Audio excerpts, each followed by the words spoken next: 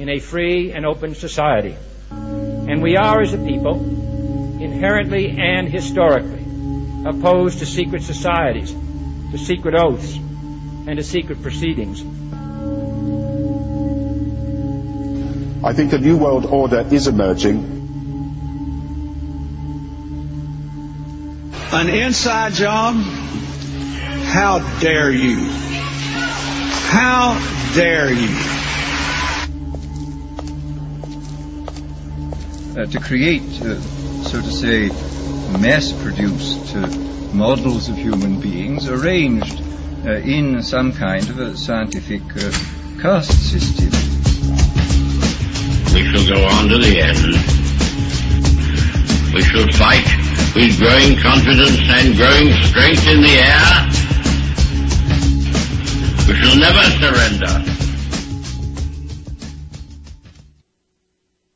Good day, everybody. It's the 1st of March, 2014. This is UCY.tv with the Solvinur Event. I'm your host, Solvinur, or Wouter. That's also okay, but it sounds kind of strange, right? It translates to Walter in English. And I would have never thought about making radio. This is not planned, so to speak. It's more or less forced. The decision, that's also what the people that created the events of 11 September 2001 in New York knew ahead of time that there were going to be people forced to act upon what happened. And I don't mean like putting out a fire or something. I mean that some people, not all of them, unfortunately, but some people will do investigation into what happened. And after you done that, it unlocks so much more that you were going to research. And then you can't shut up about it. That would be traitorous, you see. So it's like you're waking up in a hotel and you notice that the hotel is on fire. And you see somebody sleeping next to you and you don't wake him up to get out of the burning building. You see, you don't do that. You're forced to act. You're forced to wake the other person up. There's no option. So this is, like I said, it's forced. It's not one of my hobbies or something.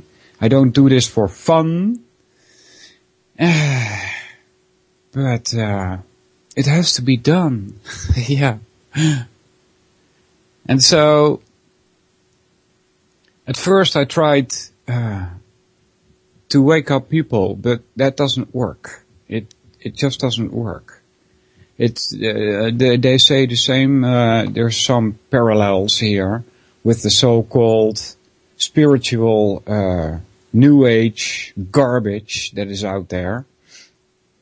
They will also, a teacher there, a guru there, will also say he cannot wake you up, you have to do it yourself. And that's, it's amazing how much similarities there are between what these so-called wisdoms of the ancients entail, and what has to do with today's real waking up to the world that we live in. That means seeing reality as it is, not as it is being presented to you. See, there are a lot of similarities. So,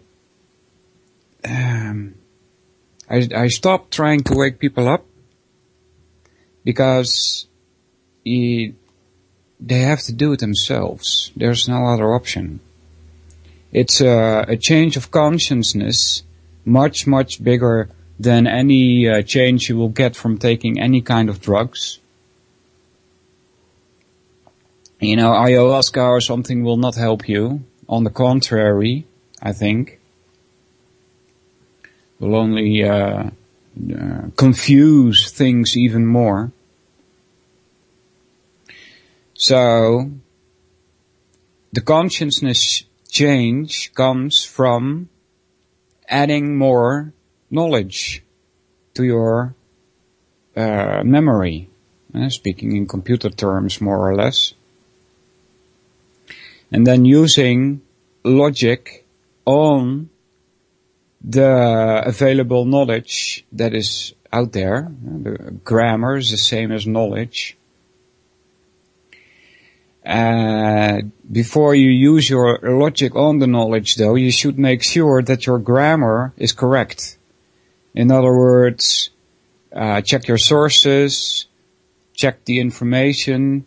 If there is any contradictions within the grammar, get rid of them by figuring out which one of the grammar pieces is correct and throw out the incorrect ones. So, that's how we do it, guys.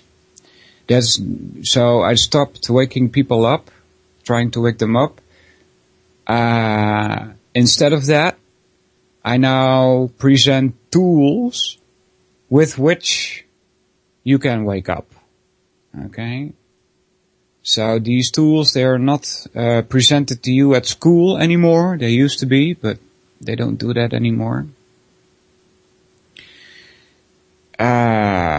The tools, they are also called the lost tools of learning. If you Google that, you will get a small essay which you can read. Don't think it's obligatory, but you know, if you've got nothing better to do, Google that, lost tools of learning. You see, in today's school, you're being taught what to think instead of how to think. No? And that's a big difference. Very big difference. If you teach people what to think, you get obedient slaves. If you teach people how to think, you get free people. You know? It's, they don't call it liberal arts for nothing, because the word liberal has nothing to do with the current political situation. It has to do with liberty, to set free. You see? It sets your mind free, these tools. You know? So the tools are known as the trivium. And trivium means where three roads meet. Tri meaning three, and vium, we get the word via from that, means where three roads meet. Where three roads, I guess, vium. So, today, I got a couple of things open. And, you guys, in the chat, you can tell me what you want. Because I can do a continuation of the fallacies or go more. So, fallacies, or go more into, and into a general. I was reading the chat and it says tragedyandhope.com. Yeah, you should go there, people. There's a good site, tragedyandhope.com. It's not only a good book, which should be read on air also, but I don't have the time for that. So, but it's also a good website. So you guys in the chat, what do you want? Do you want fallacies, or do you want a more general approach to the trivium? Because I can do that too. I've got a couple of PDFs open here. One is trivium method, and the other is trivium and quadrivium notes by Gino Denning. See? And the other is trivium method critical thinking and a study guide. So I've got 4 things open here. Fallacies, Gino Denning notes, critical thinking, or study guide. So what do you guys want to hear? Let me know in the chat. So I can serve you better. Yeah. You know, you guys should say what you want. It's not like I want to force anything upon you. Well, I do, but it's all has to do with the trivium, but there's kind of much. Yeah. Let's see. What's this about? Blah, blah. Gibberish? What's that, JJ? A French computer scientist who was working with Joseph Fourier in Grenoble has created a website where users can see if research papers have been created through SciGen, a program developed by Massachusetts Institute of Technology that generates random computer science and research papers. Interesting. Furthermore, he found that many research papers published online in conference proceedings from 2008 to 2013 are gibberish and was created using the program. Interesting. Yes, he talked about checking your sources, right? You know, this has to be checked as well, though. At least you get a name, right? So it's not you can avoid falling in the trap of accepting an unnamed authority as telling the truth. You could probably write this guy an email, Cyril Labbe, French computer scientist. Yeah. So you'd have to check that, you know. But still, that's interesting. Why don't you guys choose from what I'm offering you? If you don't, I'm just gonna start something, you know. So it's either continuing the fallacies, or whatever here. Notes by Gino Denning about the trivium and quadrivium, or the critical thinking, trivium method of critical thinking, or study guide by Tony Myers. We can do one of these 4, I suppose. Yep. So what do you want? Or what do you not want? That's also good. Yeah. How you doing, people? There's somebody already in the chat. Let's see who's there. Couple of anons. And Barobo. And Ron. JJ and Hecty and Desert. And Bon Jovi. How you doing, guys? So, let's see. More general. Okay. We'll do that then. Hecty. The more general, I think it would be this one. The last 3 are all more or less more general.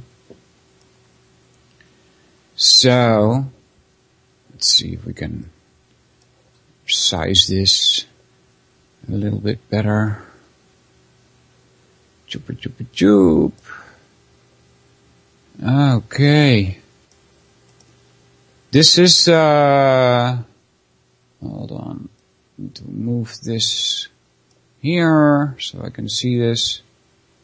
This is Trivium and Quadrivium Notes by Gino Denning.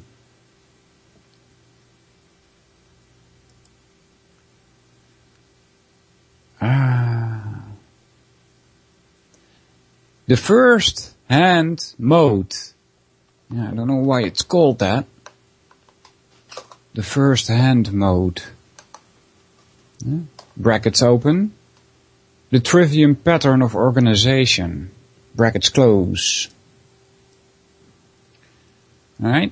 The first hand mode is in fact the way the human mind would naturally order itself for effective thinking, if this process were not aggressively discouraged by various entrenched factions in society. See, this is very important. These tools that I'm presenting to you, they're actually already in you, but they have been suppressed. And that's why you're not using them. You see? This trivium reflects the natural way in which a human mind would work if it were not discouraged and suppressed and attacked. Okay? It is aggressively discouraged by various entrenched factions in society, those self-perceived and self-proclaimed guardians of convention. Okay, so in the simplest, to state the process in the simplest form, it's grammar, logic, rhetoric. Grammar answers the question of who, what, where, and when of a subject. See, that's your knowledge, your basic building blocks. Who, what, where, when. That's grammar. That's general grammar, not special grammar. Okay, so special grammar is how words relate to one another in a specific language. But general grammar, the language used doesn't matter. Okay, as far as I know, general grammar can best be seen as building blocks. What do you use building blocks for? To create yourself a view of reality. To create yourself a view of reality. How do I say that differently?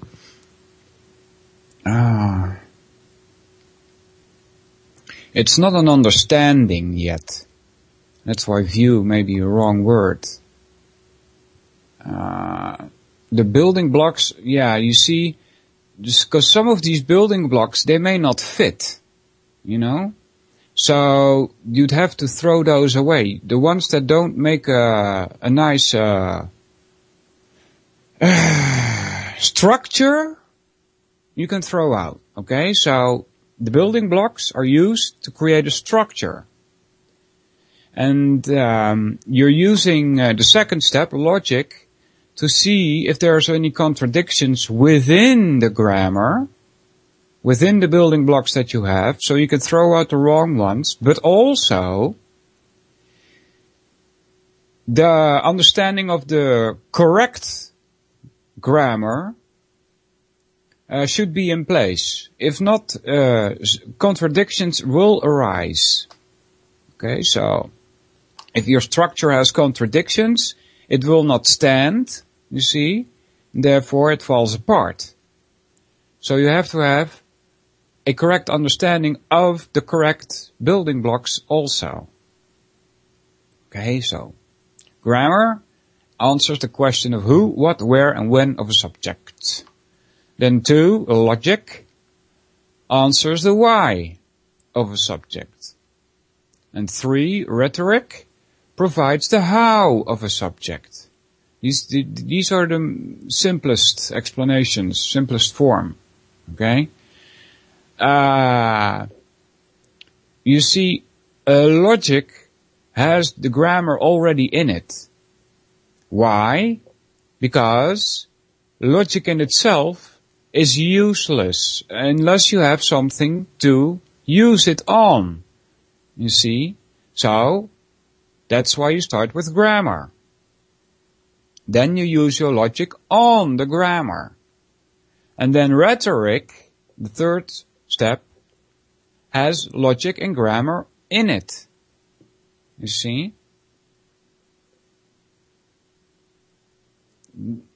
A major reason the dame school, or the one-roomed schoolhouse of the past, being taught by one instructor and upperclassmen, and the homeschooling movement now gaining traction, was and is successful in that they use the trivium method of education. Success in this context is in producing appropriately critical, creative, self-sufficient individuals who become equipped to attract intellectual abundance in their lives as well as that which naturally follows from it. Material abundance.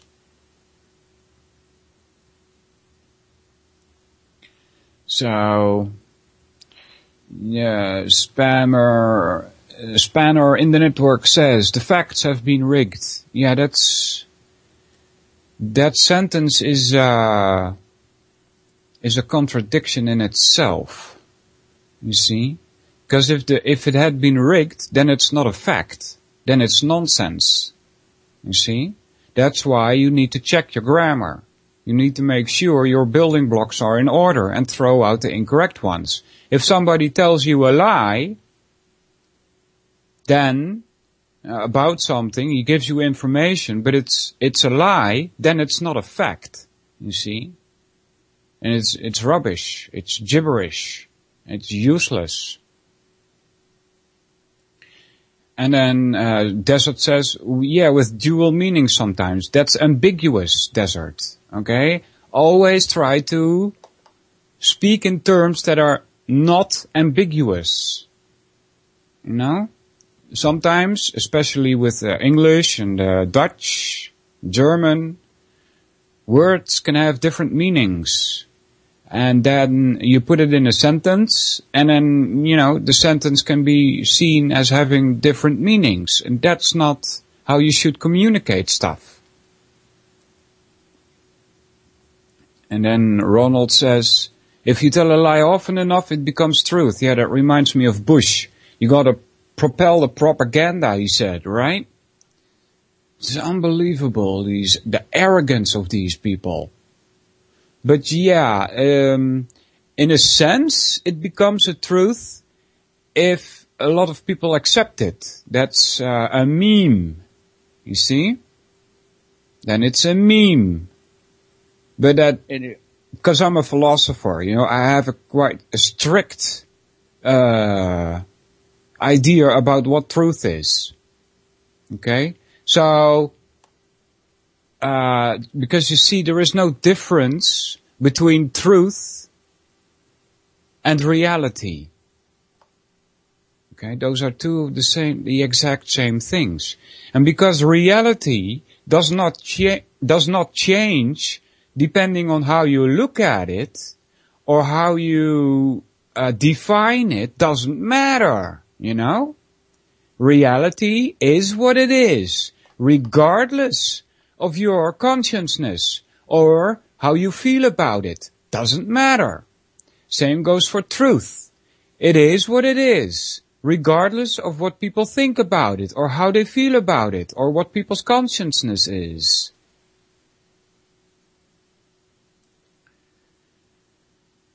So, there's let's see here, where were we?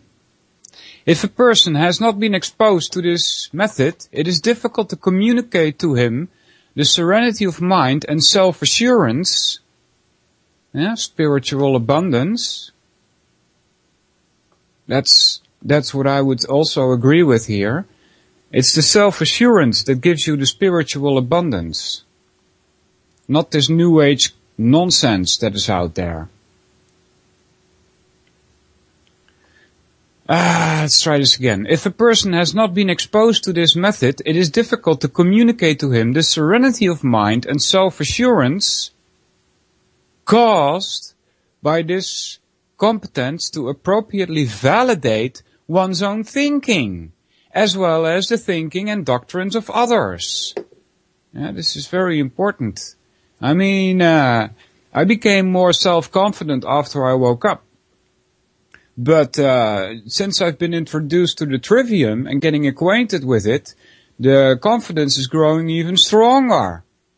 Much stronger even. I'm standing so strong in my feet now, there's not much that can happen that could put me out of balance, you know? It's not going to happen. So it makes you strong, these tools.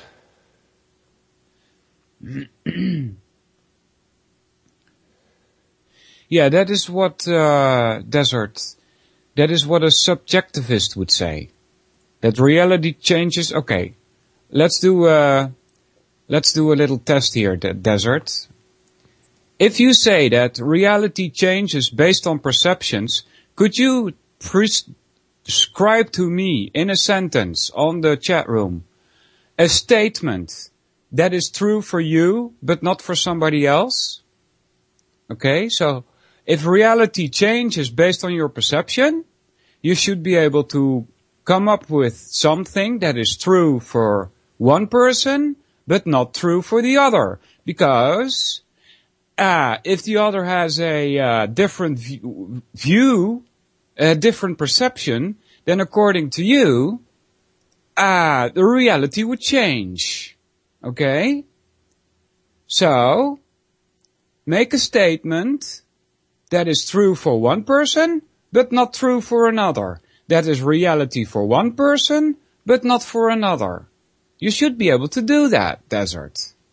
If you claim that reality changes based on your perception. Okay, let's hear it, Ronald. He says, I can do that. Interesting. This is a nice test. It's a critical thinking test. You know, because it's impossible. You can't do that. You can't make a statement that is true for one person, but not true for another. So, does anybody in the chat want to take up this challenge? Ronald says he can do that. Or at least he says it. I don't know if you meant what I said.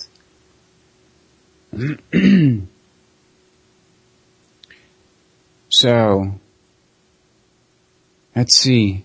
Does anybody, it's warm here, JJ. It's warm here.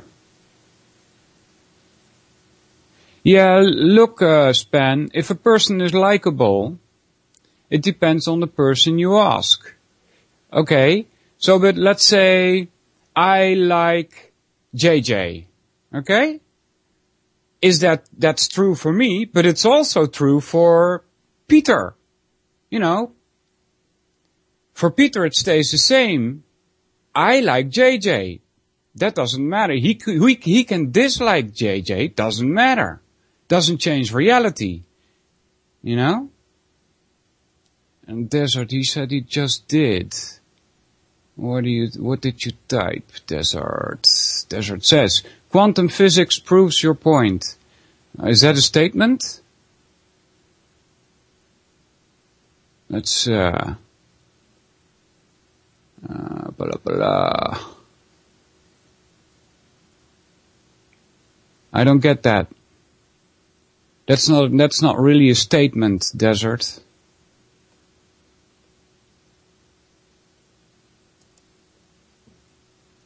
chupa chupa chup.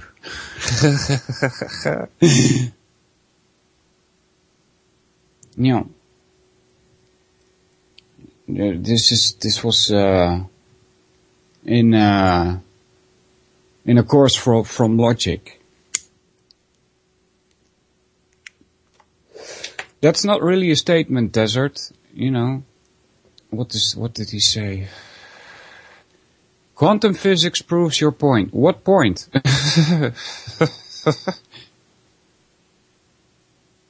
Yeah. Because it's really important that you understand that reality doesn't change. Blah, blah. Span says, so is the likability a fact that is different for the observer? You gotta make your statements stand, guys. You've got to say, for instance, John likes JJ. Well, that's just an example. That's a clear statement. John likes JJ. How can that be not true for Peter? It doesn't matter if Peter doesn't like JJ. You know, the statement John likes JJ still stands, regardless of what Peter thinks about JJ. See? You gotta make accurate statement, guys. Accurate statements. Otherwise, you know, we can't talk about it. Did I clarify the likability there? Spanner in the works? If not, let me know and I'll try again. So anybody got a statement that is true for one person but not true for another? Because that's a test, you know.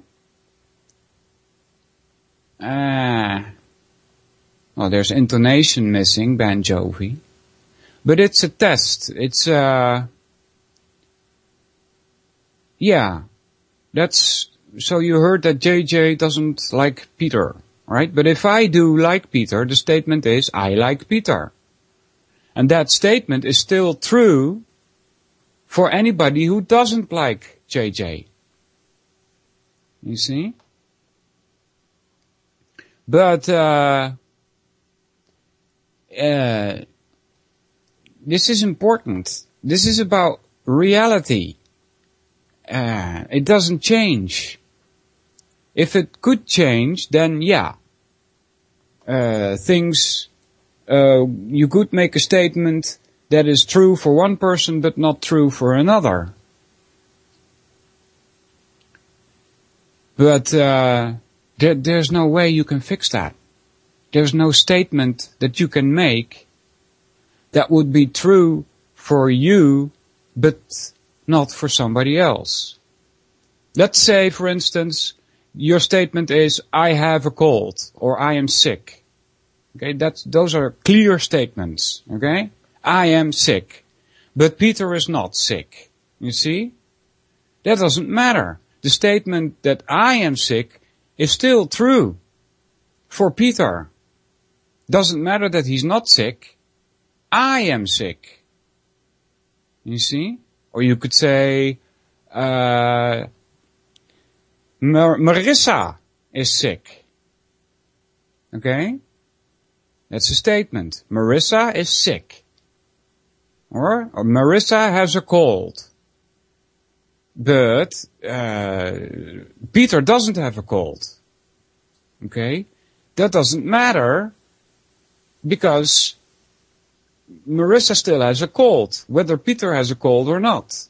For Peter, the statement, Marissa has a cold, is still true. Change is constant. Reality changes constantly, moment to moment. Yeah, that's a real subjectivist point of view. It's impossible. You can't change truth.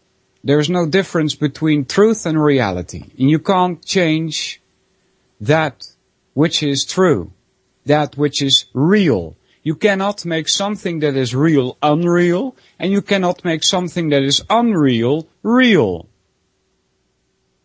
You see? Reality is what it is, regardless of how you think about it. If that is true, Desert, that reality changes constantly, then you would actually have to say that nothing is real.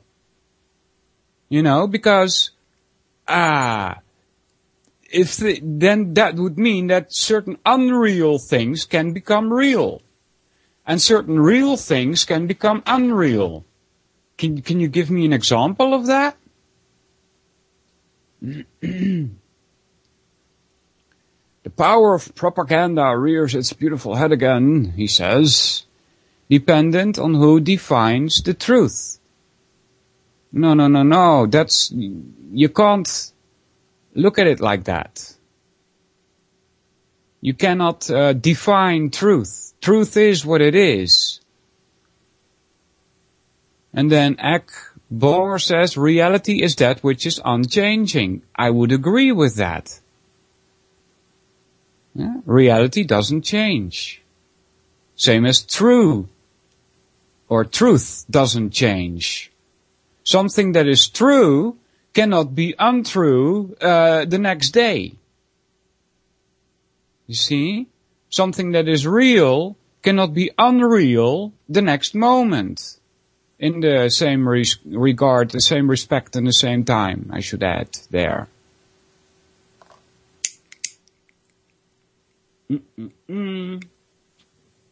Because you could say, for instance, the table is red, and then the next day you paint it and the table is green, you might say reality has changed. But that's not how it works. Reality is what it is, in the same time and respect.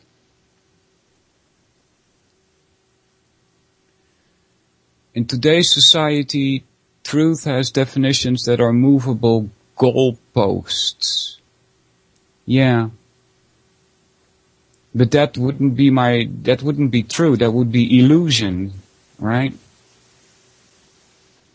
Realization is what changes, not truth or reality. That's a nice word there, JJ. Realization. The word real is in there already.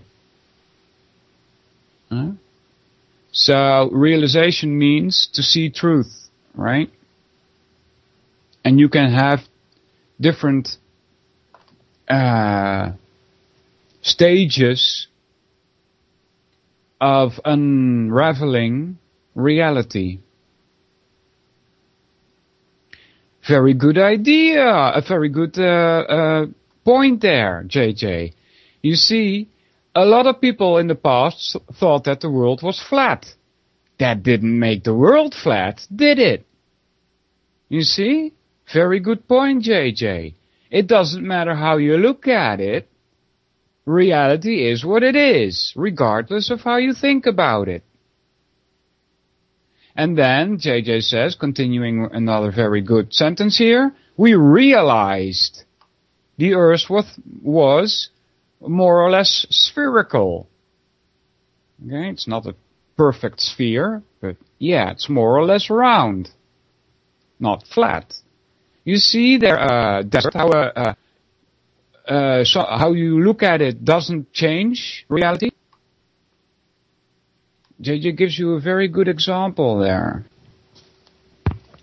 That's important, guys. You should have a clear idea about what reality is. Otherwise, you're going to be fooled by all kinds of charlatans out there. Subjectivist and sophist and new age garbage that talk about so-called truth or reality. You know? Hoppala, let me roll a cigarette here, guys.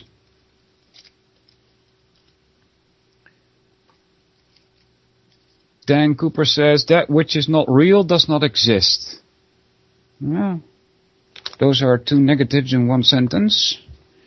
It would mean that which is real exists. Right? If that's an interesting sentence, Dan. That which is not real does not exist. But if it doesn't exist, you cannot perceive it. You see, so the unreal doesn't exist. Because you cannot see it. That's interesting. You can see what is, though. Yeah. Kierkegaard sounds like German. Yeah. Or Dutch. Kierkegaard. It's actually probably Dutch. Kierkegaard. Yeah.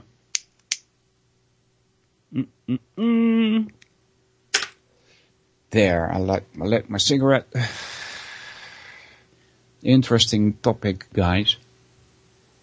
So, but nobody in the chat seems to be able to come up with a statement that is true for one and not true for another. And I hope you try some, because then I can explain to you where the fallacy is, where the wrongness of it is.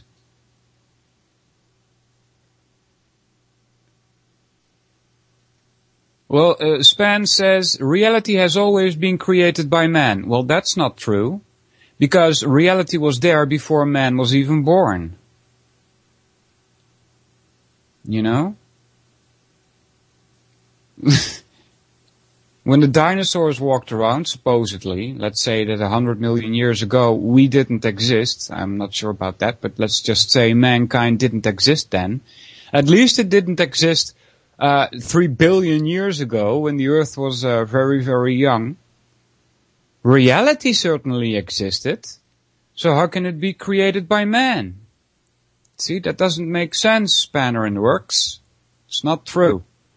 Ronald says, is it unreal or not understood? Is what unreal or not understood? Are you talking about reality?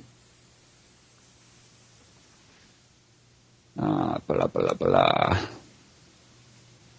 Because if something is unreal, that would mean it doesn't exist. And if something doesn't exist, you cannot have an understanding of it. You see? So you can only understand that which is real.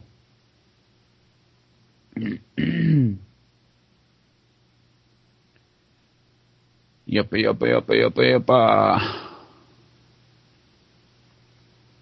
So, I'll try and keep an eye on the chat in case somebody does try and venture on a statement that is true for one, but not true for another. And I tell you it's impossible to do. That would take care of all the subjectivists out there.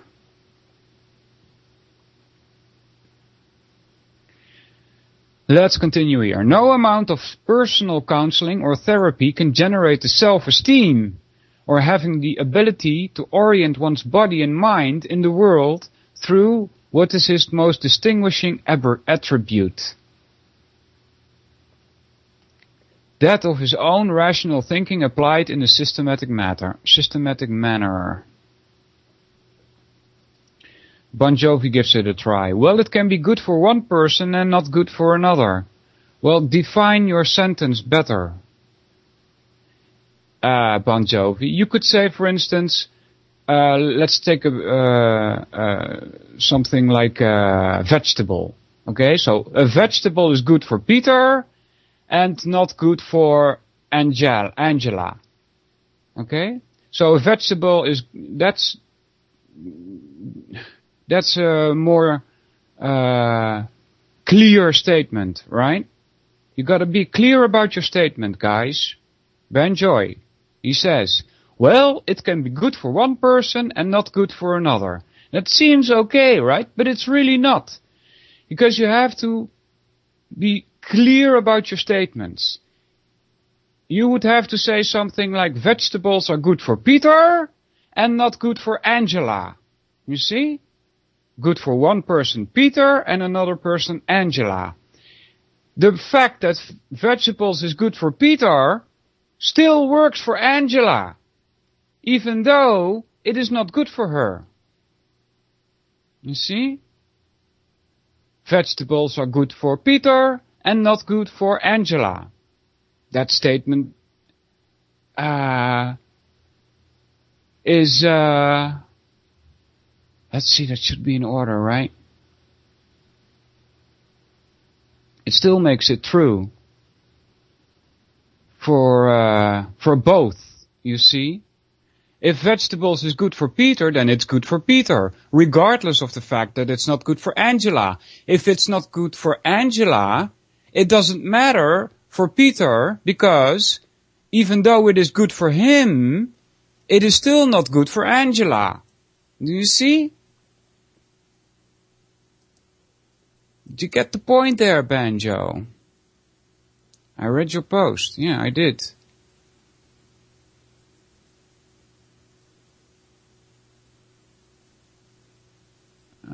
Blah, blah. I don't get that sentence though. Food taste I not subjective. Food taste is not subjective? I don't get it, guys. I mean, there's a basic, there's a Vedic hospital in India, and they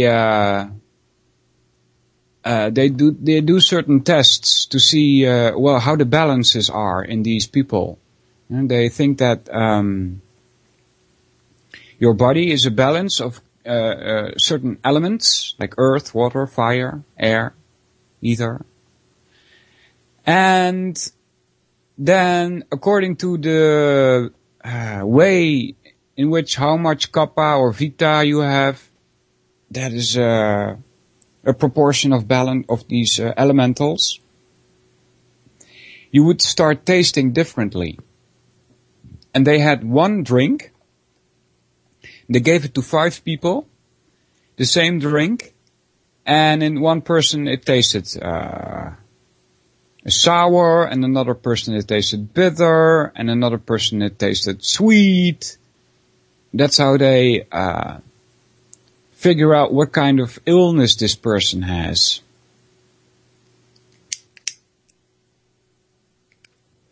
Doesn't really tie to our talk about reality, though.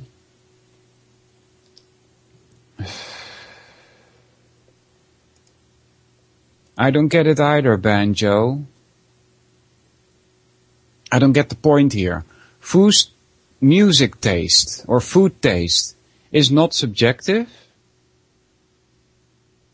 Ah, you mean it like a question. Yeah, okay, well, let's say I like hard rock, right? But Jane does not like hard rock. Okay? So then you would say that it is true for me, but not for somebody else. Okay? That's not true. I like hard rock. The fact that Jane does not change me not liking hard rock. The other way around. I like hard rock, Jane does not. If Jane doesn't like hard rock, that fact doesn't change, even though I like hard rock. Do you understand now, Banjo? Do I make myself clear here? It doesn't matter. You see? You have to make clear statements, and then go tear it apart, and see if you can make a statement that is true for one person and not true for another. I'm telling you, it's impossible.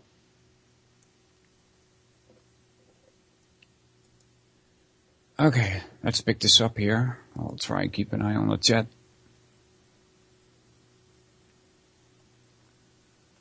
No amount of personal counseling, I already did that. The pattern of the trivium is the foundation of this system which produces... Hold on, guys. The pattern of the trivium is the foundation of this system which produces an intuitive means to learn new material. Yeah? not only during periods devoted to formal instruction, but over an entire lifetime. As the study and practice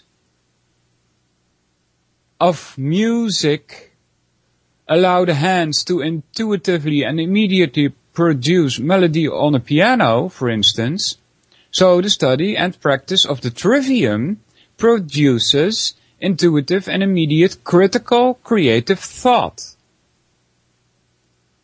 In being the method to know a subject rather than only to study a subject, it is truly the most fundamental preparation for the leading of a successful life.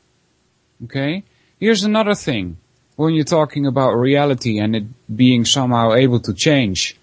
If that were true, you wouldn't be able to know anything.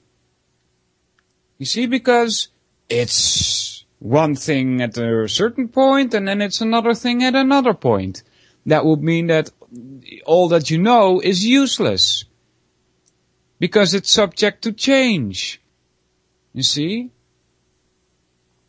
Doesn't make sense, right? You have to be able to know something. And you can know something because reality is what it is. Blah, blah. It is stressed. The trivium forms a habitual pattern of mind of how to think effectively, not what to think. As an added bonus, this is a serene pursuit, because this is a method devoted to the how of thinking. It is not controversial. Yeah? That's correct. We're not talking about a certain topic here. We're talking about how to think it, so it cannot be controversial. That's nice. It is in the topics of what to think, religion, literature, philosophy, and modern science, where controversy reigns. Yeah, exactly.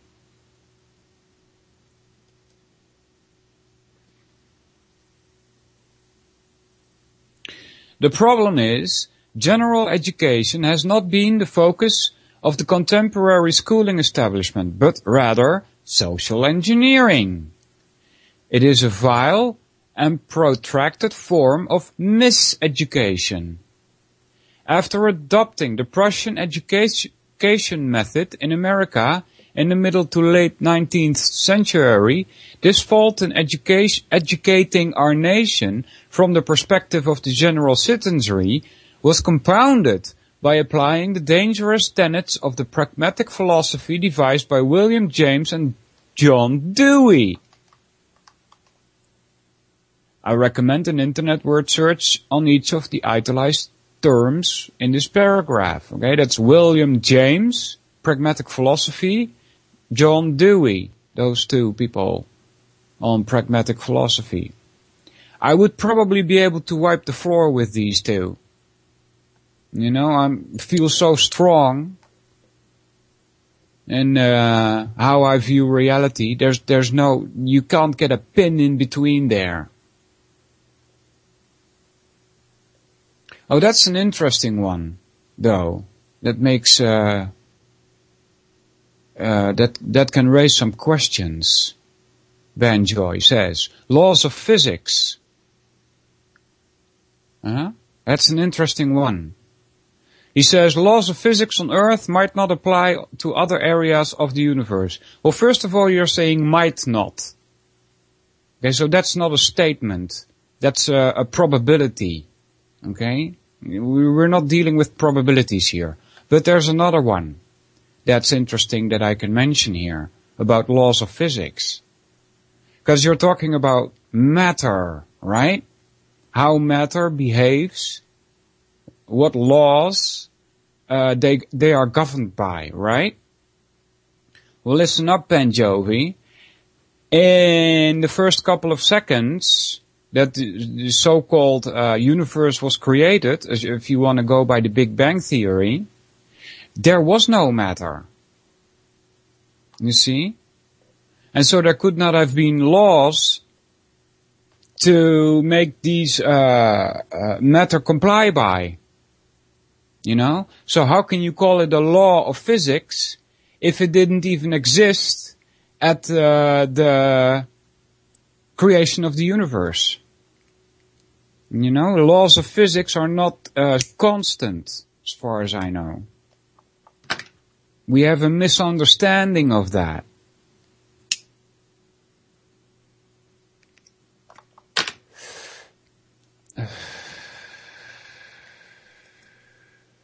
Sure you can. Why? What's wrong with I like Apple, Banjoy? That's a statement that is universal. It goes for everybody. It doesn't matter who or where you are.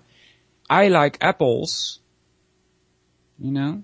That statement. I like apples. Okay? That statement is true for everybody. And it's universal. It doesn't matter if you're on a different planet or not. The statement, I like apples, still stands. You see? Yeah, the law of gravity, JJ. It cannot have existed in the first couple of, in the first moments of the universe, if you want to go by the Big Bang Theory. I'm not saying that it's correct. But if you're going by the Big Bang Theory, the law of gravity did not exist. Because there was no matter in the first moments of the creation of the universe. So the law of gravity somehow has to have evolved or something, or come into being when matter started to form. Because it took a while, you know, before matter even began to form in the universe. Because it was way too hot, according to the Big Bang Theory, for matter to even exist. Okay, that's spam, Banjoy.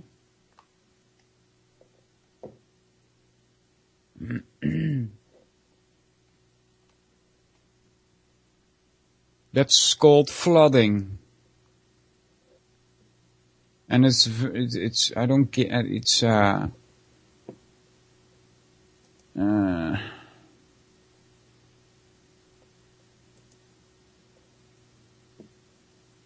know, what do you mean it? Make your statements clear. It might not be good for an alien 10 billion light years away. What do you mean it? I like apples? That statement still stands, even if you're an alien 10 billion light years away. I still like apples. What do you mean it? No gravity in space? What do you mean no gravity in space?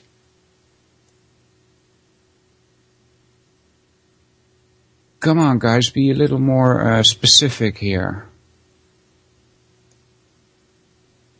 What helped matter to form is that it cooled down. That's how it was possible for matter to form, if you're going by the Big Bang Theory. Because it started cooling down. That's when it was possible for matter to even exist. Yeah, but you can make a sentence, right? Not like, no, it's not, that's it, not for me, for you it stands. That's so short, they cannot make any sense of it. You know, if you say it, what do you mean it?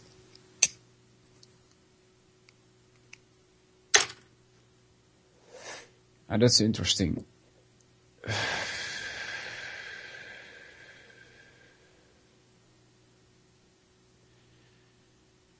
Blah, blah, blah. Gravity is probably the same in other galaxies, but the variables of size and distance may cause totally different weather on a distant planet. Excuse me, what does gravity have to do with weather, except for the fact that the gravity of the Earth is what keeps the air on the surface? You know, the sun has the most effect on our weather. So, I don't know what you mean there, desert. Blah, blah.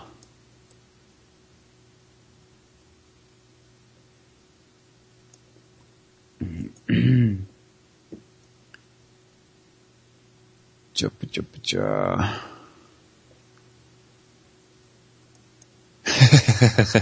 He's...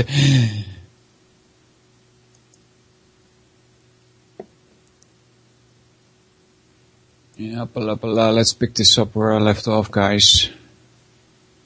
The party line is that children need to be surrounded by their peers in order to socialize properly in preparing them for life. Socialization is a natural process to people. It need not be taught to them. Or, more to the point, programmed in them. Children need to be around family, neighbors, and a few close, genuine friends when younger. And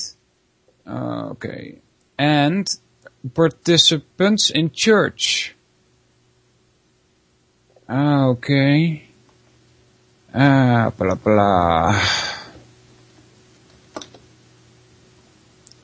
It's a bit late that I react on that, Jules. Yeah, I'm sorry about that.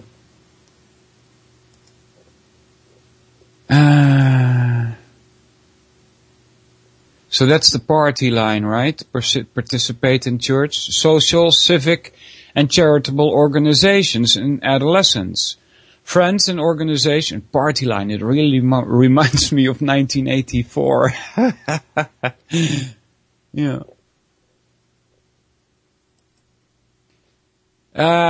Friends and organizations just described have their time and place in a young person's life. They are not all-consuming intrusions as modern primary and secondary schooling establishments try to make themselves. There are self-serving, domineering social entities which perceive a gain from having general populations presented with only the protocols of a field of study and to have withheld the rationale of that field of study. Yeah? So you're only getting the grammar, but they're not telling you why. The knowledge of the rationale of subjects for understanding and the protocols for the expression or application of those subjects comprises what is addressed in a general education. The rationale provides the all-important understanding as to why a subject or proposition is integrated and self-intelligible by presenting the entire thought process, the validated arguments, behind the rationale's conclusion. Okay? So, doing a little interlude here, guys. Chop.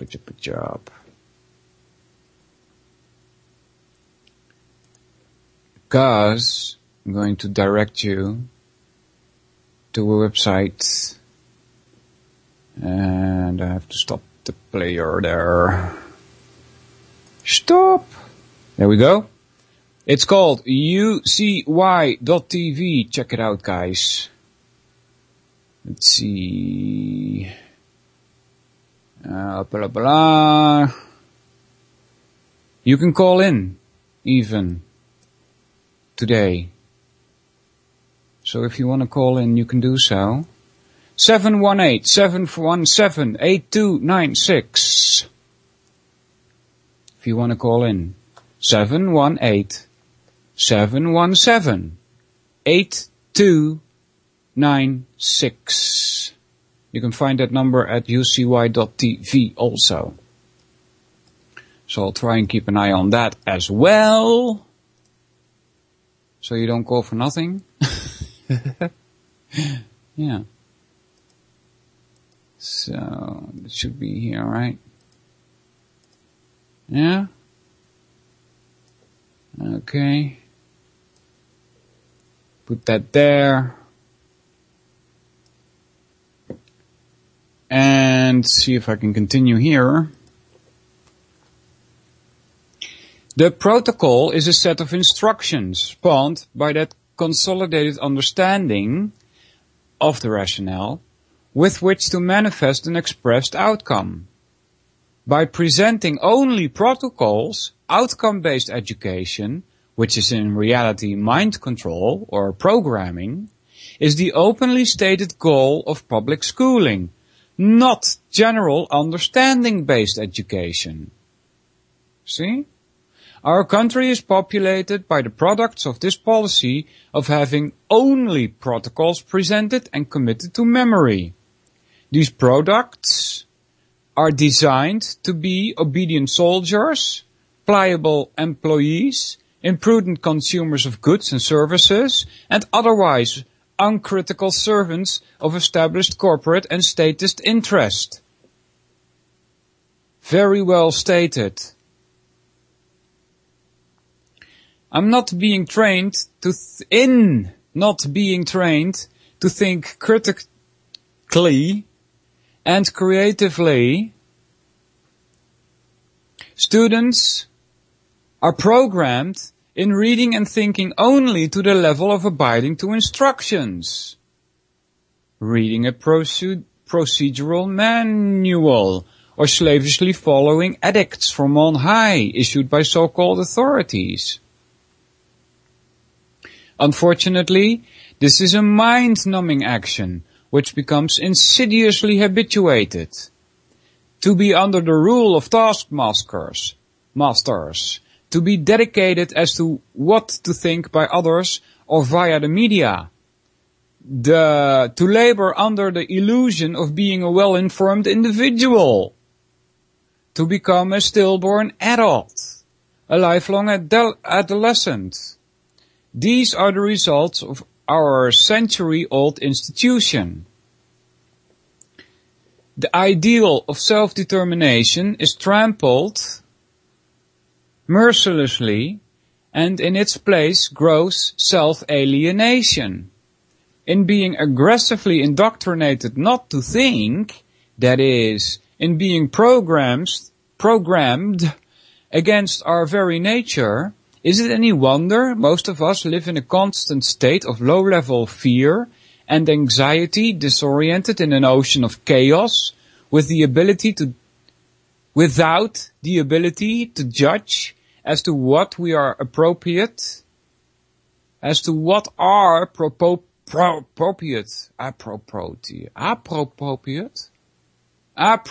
and beneficial goods and values.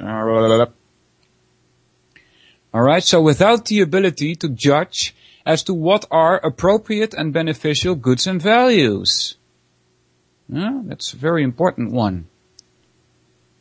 Because you see, if you do not know what reality is, then your values are illusionary.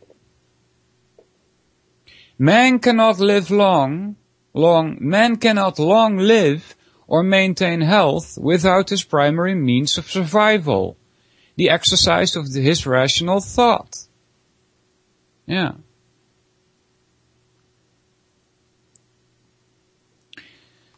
If one is trained in the use of the Trivium method, not only can he learn topics on his own, deduce particular rationale from particular protocol, and, of course, the inverse, but also develop intellectual and value judgment of a high order. Through the efficient attainment of knowledge and understanding, one's intellectual capacities are awakened. It's already in you, you see. Yeah, thanks, Jules. I'll repeat that once again. If people want to call in, I just got it from the website. UCY.tv. UCY.tv. It's 718-717-8296 if you want to call in, people. 718-717-8296.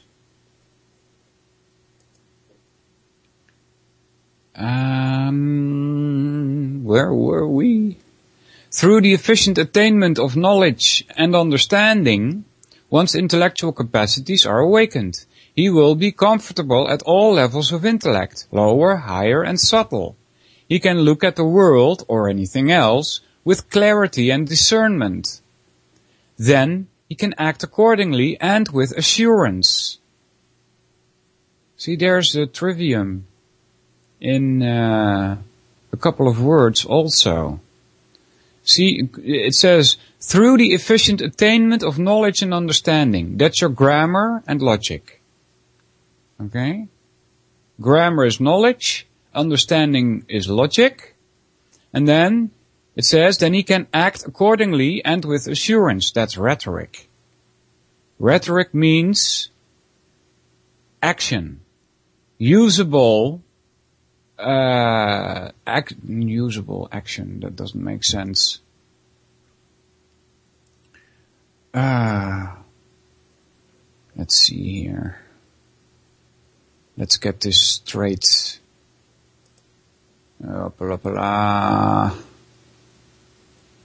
Because I'm sure rhetoric has something to do with action.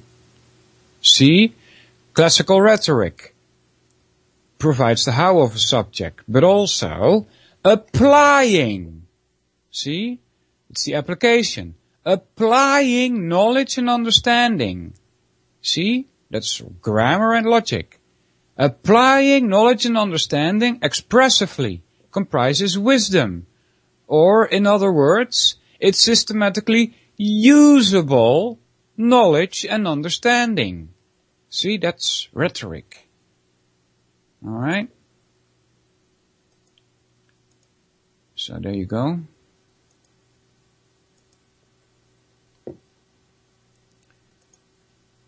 Is that really true, Jules? You got William Roberts up on Mondays? That would be so awesome. I like him. That's very good. Well done, Jules. Yeah. Is it still Become Vocal Local? Is that still the name? Yeah. Said simply, he can thrive in the living of life. One of several tests to show if an individual is reaching this awakened state of education is when he can thoroughly and critically entertain various ideas without necessarily embracing them. Yeah?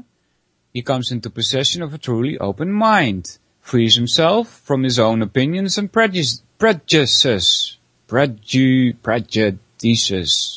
I still can't pronounce that word. Yeah. Oh, really? Well, that's sad to hear. And you're going to be like archives. Huh. I thought he was still alive. Oh my God. Okay, that's cool. To run archives then. Very well done, Jules. Okay. Phew, the nature of some other tests are quite surprising. Those will be discussed elsewhere. Again, as I have, this is something from a letter. Yeah, Jules, give him a voice from the grave. How did he die? Did he have like an accident or something? I mean, he was not that old, right? Could have, I'm thinking, nah, I'm being suspicious here. You know, is that a natural death or what happened to him? I'm kind of out of the loop, guys. I didn't follow the news or anything. So, he died last month. How come? What happened? Anybody know?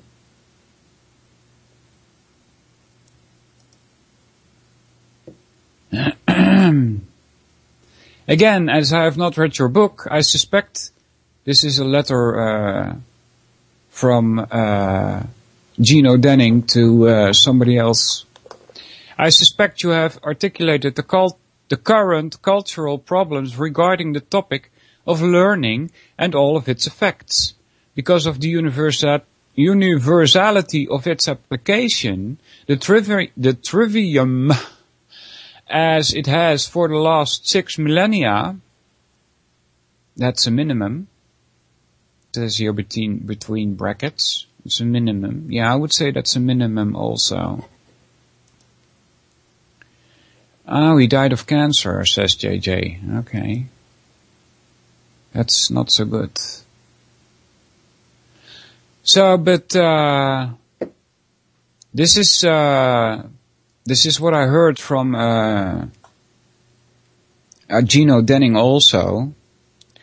You guys know that, in China, their culture is way older, right? It's like 5 or 6,000 years. But even if you go, to their origins, you know, their first emperor, it's really mythical what you can read about that. And so the same goes for India. They claim to have a very old culture. And, but the further you go back, it becomes very mythical. So you have to be very careful reading that and not taking it literally.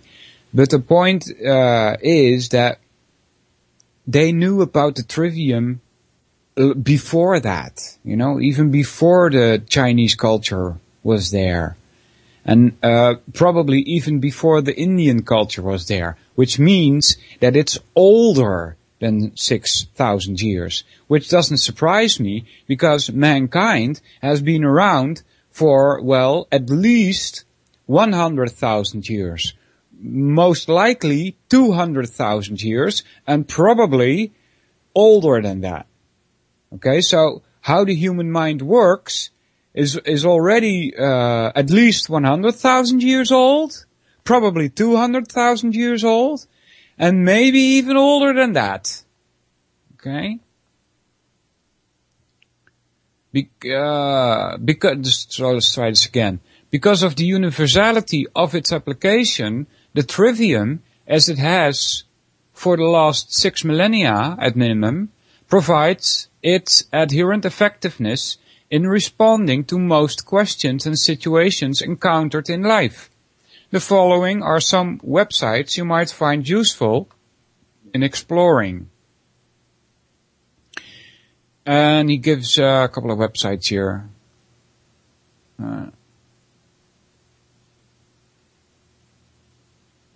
Of course, a word search of trivium and trivium schools and liberal arts would be helpful. Yeah, it would be, but you gotta be careful because a lot of those links that you will get are religiously tainted. All right? So I suggest you go to triviumeducation.com and take your links from there. That would be the best thing to do as far as I know.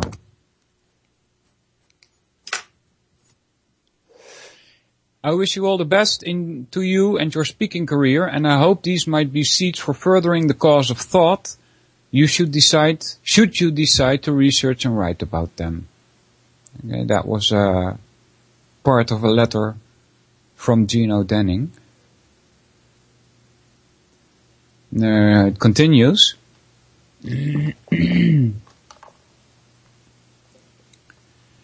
The following is an excerpt from another letter which may better clarify the 7 liberal arts and sciences.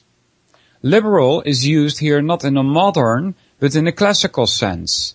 It is literally liberating or setting individual minds free from ignorance through the understanding of reality. Yeah, that's where it should start, people. That's why I stressed a little bit in the first hour about reality. You know? That's where it has to start. If you do not have an understanding of reality, you're living in illusion. You see? As regards contemporary society, this understanding would liberate us from taskmasters of all sorts. Despots in schools and in the workplace, unscrupulous professionals and self-serving propagandists in government, media and advertising, by giving us the freedom to competently explore reality for ourselves. The trivium, 1, general grammar, 2, formal logic, 3, classical rhetoric. Quadrivium, the quadrivium has all to do with number. 4, arithmetic, continuing because it's the 7 liberal arts, right? You've got the trivium and the quadrivium.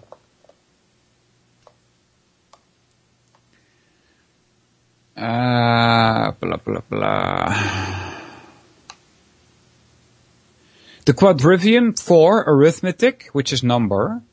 5, geometry, which is number and space.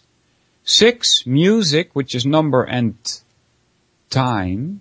And 7, astronomy, which is number, time and space. Okay? 1, grammar. Discovering and ordering facts of reality comprises basic systematic knowledge. Not only the rules developed and applied to the ordering of words concepts for verbal expression and communication, but our first contact with conscious order as such. This is the initial self-conscious technique used in properly organizing a body of knowledge from raw, factual data for the purpose of gaining understanding through logic, and thus also organizing the individual human mind. It is the foundation upon which all other methods of organization and order are built.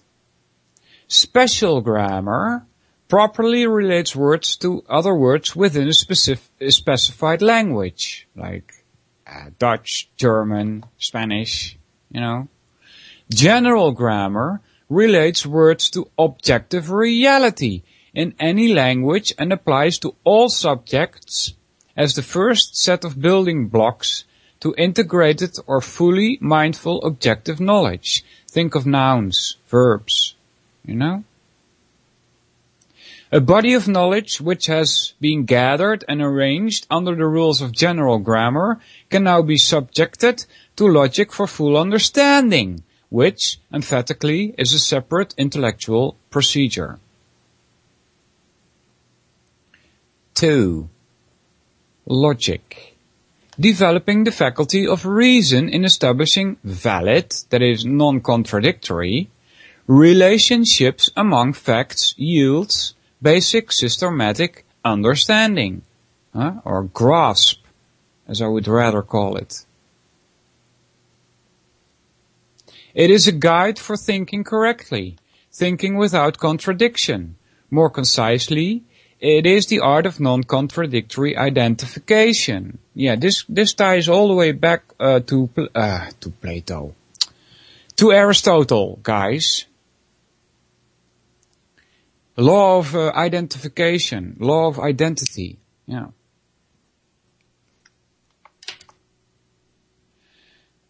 It means that they also call it the law of contradiction, the law of non-contradiction. They leave out the non for some reason sometimes. And they call it the law of contradiction. It basically means if you have a contradiction, if you spot a contradiction, it means something is wrong. Alright? You have to get rid of the contradiction to know if you're dealing with something that is true, something that is real, something that exists. You see? In the first hour I mentioned only that which is true and real, right? Truth and reality. There's no difference between them. I'm going to add a third one to even dazzle you even further. It's existence. There is no difference between these three. Truth, reality, and existence. The work of logic is proof. Proof consists of establishing the truth and validity of a concept or proposition in correspondence with objective factual reality by following a self-consistent chain of high-level thought back down to foundational primary concepts or axioms. Yeah? Existence, consciousness, and causality. It is a means of keeping us in touch and grounded to objective reality in our search for valid knowledge and understanding. Logic brings the rhythm of the subjective thoughts of the mind and the subsequent actions of the body into harmony with the rhythm of the objective universe.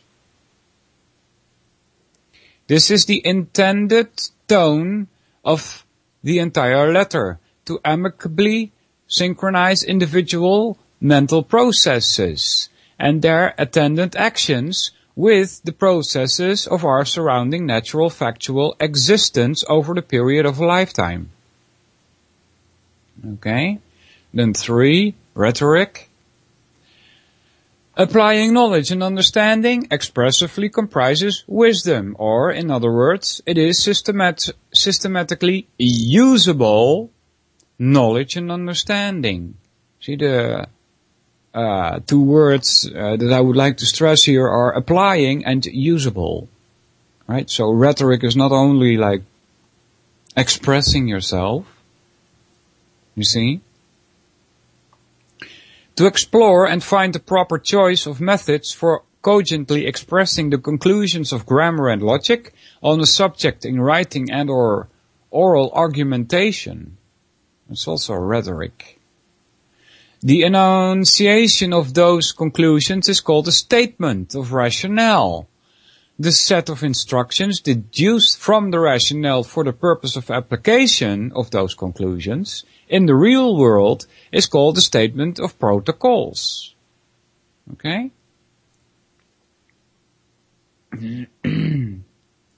1. Discovering and arranging knowledge, a body of knowledge, under general grammar. 2. Fully understanding that, fully grasping that knowledge under formal logic. And 3. Wisely expressing and using that knowledge and understanding under classical rhetoric are 3 distinctly different but interrelated disciplines which yield, when applied as an integrated unit, truth. I would totally agree with that. The quadrivium, which pertains to matter and quantity, are called the advanced 4. 4, a mathematic, number in itself, which is a pure abstraction that is outside of space and time. Yeah? 5, geometry, number in space. 6, music or harmonic theory, number in time. 7, number in space and time. Yeah? So we have number, geometry, harmonics, and cosmology. The subject of the quadrivium, originally organized by Pythagoras, the ancient Greek philosopher, also known as Peter Gower, provided much of the more advanced study prior to the integration of the science of physics by Galileo and Isaac Newton. This integration precipitated the rise in studies of other specialized sciences. But, again, you can see the sensible and consistent manner in which the material of knowledge was presented. In the Middle Ages, the trivium was the method of learning presented in primary education, and the quadrivium comprised the subjects to be learned by scholars in secondary education. Okay? So you see, the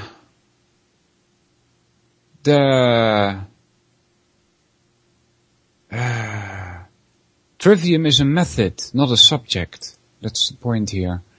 Let me see that, Jules. Just pasting something in chat. Let's click that. See what happens. The computer is a bit slow. While he's trying to load that, I'll continue here. Today, the methods of learning and thinking via the trivium have not been surpassed, even as the galaxy of subjects to be explored and learned has expanded immensely. The various formal arts, including the liberal arts, are classical concepts from ancient Greece and Rome, which were refined in medieval times. The following contrast the three classical arts in contemporary terms. 1. The liberal arts and sciences, of which there are 7, free a person who is informed to qualitatively know the mind and the method of training it through the trivium.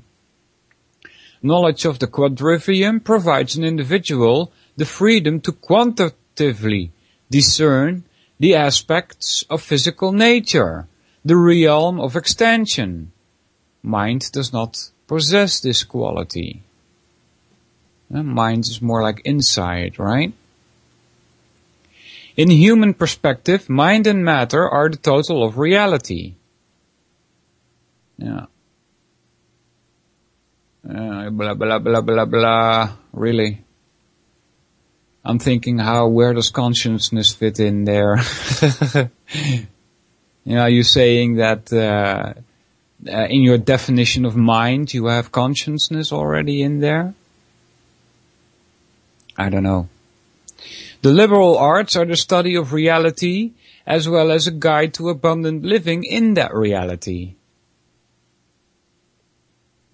Until recently in the West, the study of the 7 liberal arts was considered the paramount study, to be sought even beyond the pursuit of theology. Yeah. Oh, it says problem loading that page. Jules, that's unfortunate. So, I don't know what's wrong with that. Says, cannot establish connection, could be temporarily unavailable. Oh, my network is fine. Crap. No, won't load that page, Jules. I'm sorry. Oh, it's probably because of this one. It's probably because Omicron technologies, they're on my block list. Yeah, there he goes again. How many failed attempts here, right? When I started loading that page. It's because I have Omicron technologies blocked. That page won't load. So, that's why it is. I don't like it. These are companies. Whoa. I never gave them permission to come on my computer, And I do not give them permission, period. Stay off my computer if you're not invited. What do these people want? Stay off of me. Get lost. Seriously. So, let's continue. Where were we? 2. The utilitarian or servile arts prepare a person to serve another person, the state, a corporation, or a business, and to earn a living. The occupational professions, trades, and technical vocations compromise these arts, not compromise. Servile arts teach us how to provide for a living, but not how to live. In states of abundance. These are the only arts regrettably presented to most of us today. Yeah, I got that. Thanks. Thank you, Jules. Chupa chupa chup. 3. The fine arts. Is the fine arts, if of the higher sort, attempt to elevate the human experience by communicating truth through the beautiful and the sublime. Architecture, painting, sculpture, literature, music, drama, and dance compose the 7 fine arts. Yeah. So, we're going to go into a couple of terms here now at the moment. What time is it? 35. We still got 25 minutes. I'm going to give a few small definitions. Let's see. The existence starts with existence. Every entity, action, attribute, and relationships that is, was, or ever will be. Yeah, I got a problem with that. Yeah. Maybe I'm wrong about this, and I've said this before, but I think it's worth repeating. They're talking about existence here, right? And or in other words, that which exists. You see?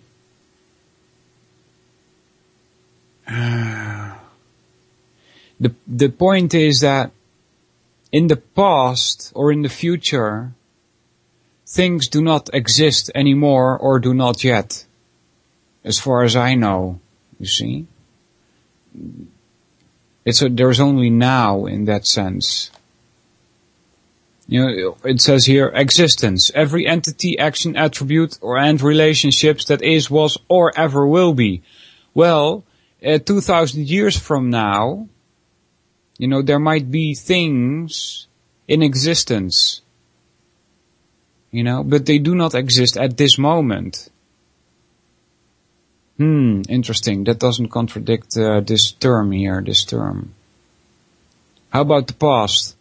That which was 2,000 years ago is not now. Is that so? Oh, is that a correct statement? Well, it seems to be correct. That which was 2,000 years ago is not now. Is not anymore in existence. You see? So, got a bit of trouble with this definition of the word existence here. Anyway, continuing. Identity, that which an existent is. The sum total of its attributes and characteristics. Okay, that I can follow. Consciousness, the faculty of awareness of that which exists. Very good. See? Validation, the process of establishing an idea's relation to reality. Existence, between brackets. See also here, there's no difference between reality and existence. Or, there is no difference between that which is real and that which exists. And I would add to that, truth, because those are 3 that are exactly the same. Next is the law of causality. An entity must act in accordance with its nature. This is corollary to identity mentioned above. Logic. The art of non-contradictory identification. The method by which we can validly think for ourselves.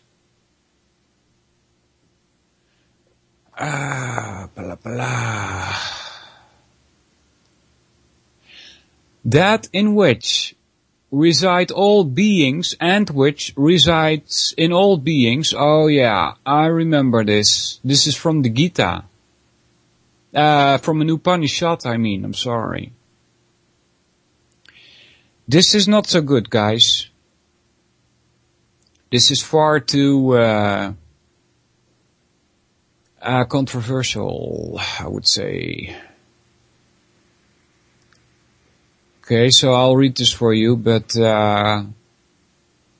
Be very wary what they're trying to get across here, because it's a religious. Okay, so that in which reside all beings. Okay, that would be the universe, right? That in which reside all beings, and which resides in all beings. Okay, what resides in all beings? Okay, that would be space. You see? Let's try again. That in which reside all beings, that is space, yeah, and which resides in all beings, that would also be space, which is the giver of grace to all, the supreme soul of the universe, the limitless being, I am that, it says. Yeah. From Amribitnu, Upanishad of ancient India. Yeah, guys, I would gladly discuss this stuff with you, but this is so veiled that, you know, it would take years to give you an understanding of what's going on with these Vedas here. Okay, and I do think that we have more pressing things than talking about the spiritual gobbledygook. Yeah. Here comes another one from the Bhagavad Gita talking about the field and the one that is aware of the field. Huh? Let's pick this up a little further.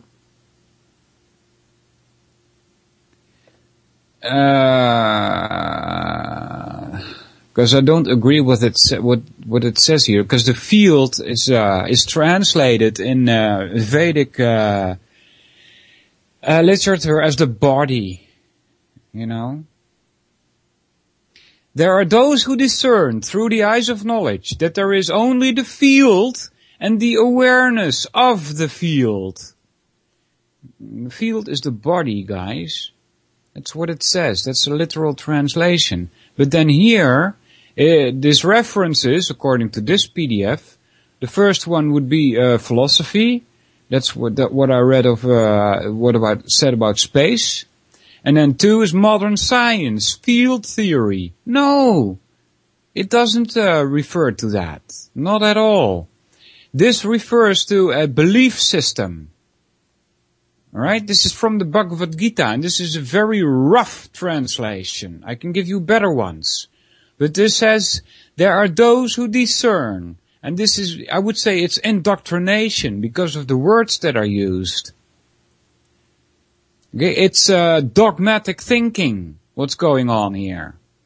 It says, there are those who discern through the eye of knowledge that there is only the field and the awareness of the field. What they're talking about is the body. That's how the field is translated from Sanskrit to English. And what they mean is that you are not your body, but that you are aware of your body. And in order for you to be aware of your body, you have to be a soul. That's what they mean here. That's what they're talking about. That's what they're stressing all of the time. It's indoctrination. It's religious gobbledygook. Okay, be very wary of that. They need to unveil all of that Upanishad and Bhagavad Gita and Srimad Bhagavatam. It's a lot of veiled gobbledygook. And it's interesting to read, but you need to know how to read that stuff. Continuing here. Your vision will become clear only when you look inside your being. Who looks outside is led to imaginings. Who looks inside awakens. C.G. Jung said that. Interesting.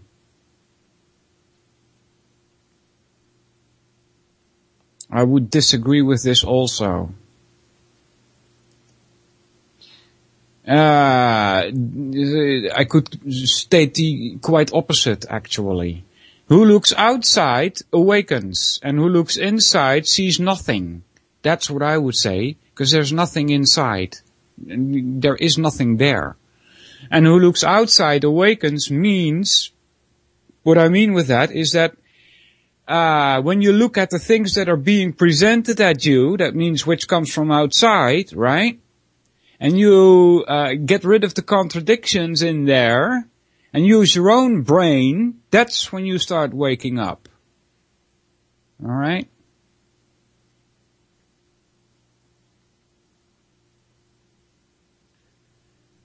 Okay, I don't know what this is, but I'll read it anyway. How do we Americans begin to understand the problems we are experiencing today with our educational community and with our system of education? Oddly enough, the answer to this and other perplexing questions regarding education go back in history to Napoleon, defeat of the Prussian army in 1806.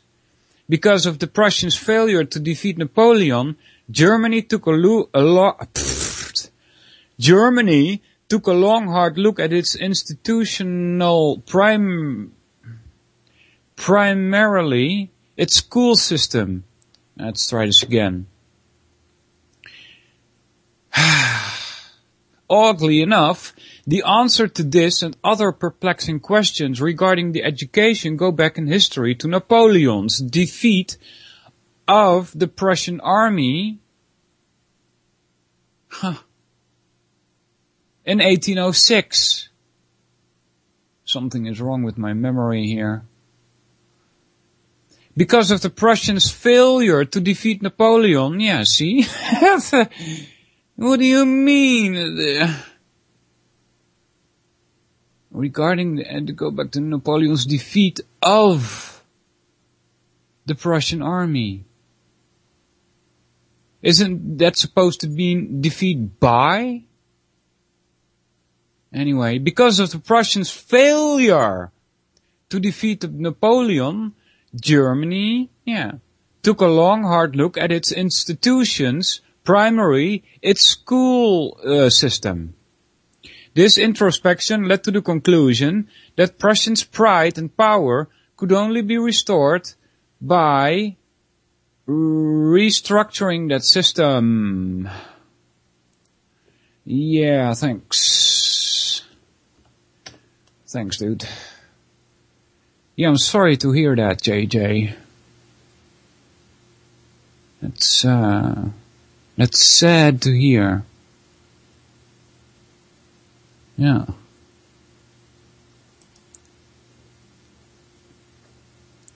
A strategy was devised in which the Prussian government would set up a forced government educational system which would turn out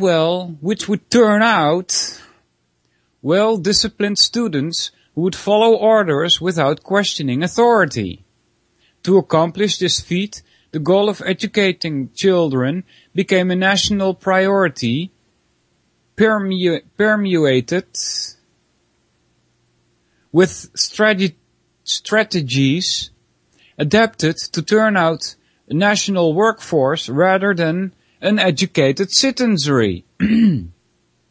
Every step in the education process was calculated to offer authority figures the least amount of trouble and consequently train a well-disciplined, albeit docile citizen. Of course, this PDF is sometimes a bit strange.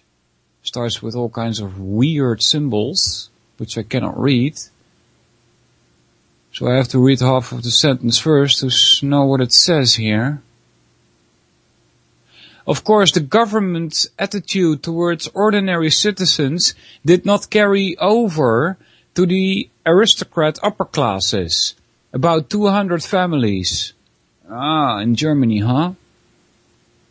that owned most of the property and controlled the purse strings in Prussia, and who were intent on keeping it that way. Yeah. Power doesn't share, people. These families did not want their children attending schools with the lower classes, and in the course of things, the new educational protocol gave the upper class choice in deciding the kind of school that children would attend, a choice it did not offer to the average German. Alright? 0.5% of the population were educated as to how to learn and think systematically. They were given the liberal arts education with particular emphasis on the trivium. 5.5% were taught how to partially think by having only the grammar of subjects or disintegrated portions of the trivium presented. These were prepared for the servile arts, occupational professions, trades, technical disciplines, and military police duties. The remainder of the children, who were conscripted into the schooling system, had the instruction of methods of self-teaching and effectual systematic thought replaced by programming designed to produce uncritical servants of the state. Yeah. And this was going on like more than 100 years ago. So it's not so strange that in 1948, 1984 was written, you see? It was already long gone by that time.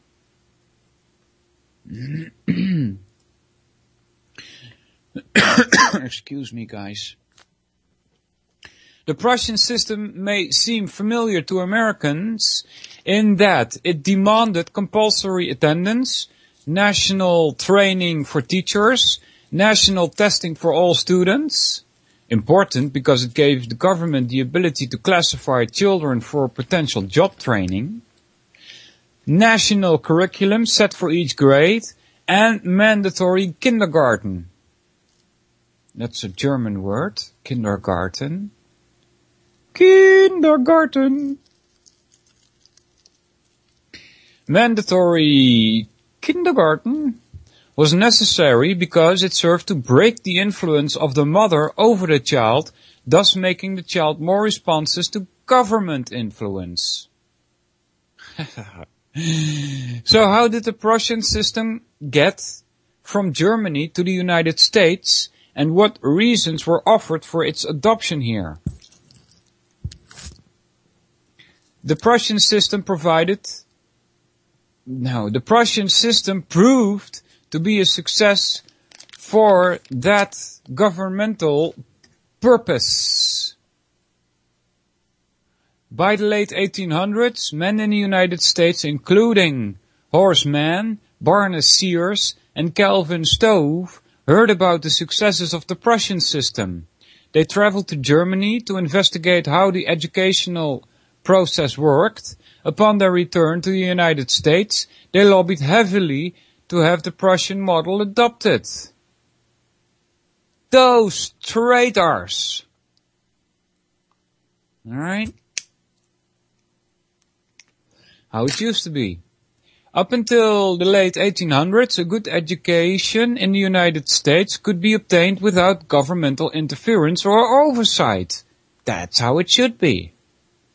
Alright? But it's how it used to be.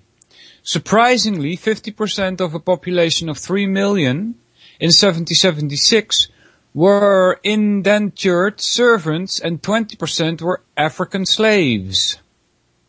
Yeah. Note that it says African slaves, not American African, or something like that. That doesn't make any sense at all. That would be like saying a Turkish Dutchman. You know, it's not like that. If you're born in Turkey, you're a Turk. If you're born in United States, you're an American, not an African. Yet during that time, 600,000 copies of Thomas Paine, Common Sense, had been sold in the United States and had been read by countless Americans.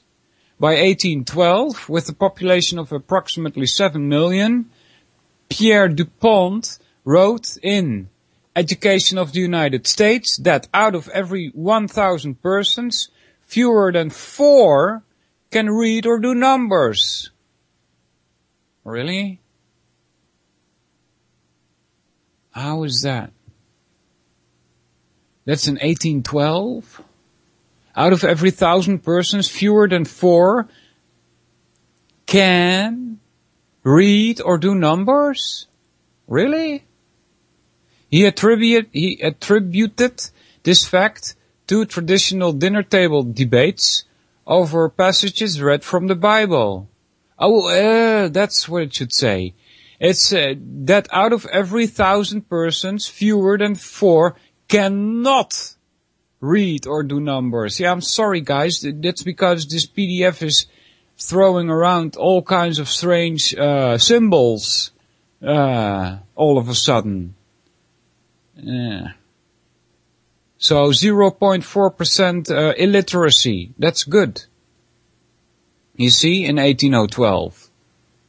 He attributed this fact to traditional dinner table debates over passages read from the Bible. In other words, children learned how to read with an understanding of what they were reading, and they knew their numbers. Yeah. All this education took place at home or in one-room schoolhouses or dame schools, primarily taught by women. The children who came out of these schools grew up to be self-reliant and individualistic, in marked contrast to the Prussian system, which produced an obedient, collectivist, trained populace. Another development added to the growing furor and revolution in American education. In the early 1800s, what is commonly known as the PhD did not exist in the United States. Then a well-connected American named Edward Everett went to Germany to take courses and returned to this country as the first American to receive a PhD degree. I don't even know what it stands for. PhD? What does it stand for? But eventually 10,000 of Americans' wealthiest family would send their sons to obtain PhDs in Prussian universities. See, even the universities are crap, because they're Prussian, you see? Ultimately, this development would affect the educational, talk about occulting knowledge, right? When you're even at a university level, you're being kept in the dark. You know? How do you occult information? By keeping universities in the dark. Ultimately, this development would affect the educational and intellectual makeup of the entire education system from kindergarten through college. And this continues. But it's 58. So I'm going to have to call it for today. Thanks everybody for listening. Thanks for coming to the chat. Ben, Dan, Desert, Hecty, Lone Frog, Joe Friday, Jules, Solvinur, that's me, Edward, Merp, Iota, and Anon. Thanks for coming everybody. I hope you had a good time in the chat. That's what it's for. You know, it's probably one of the few places you can talk to people that at least have an open mind, you know.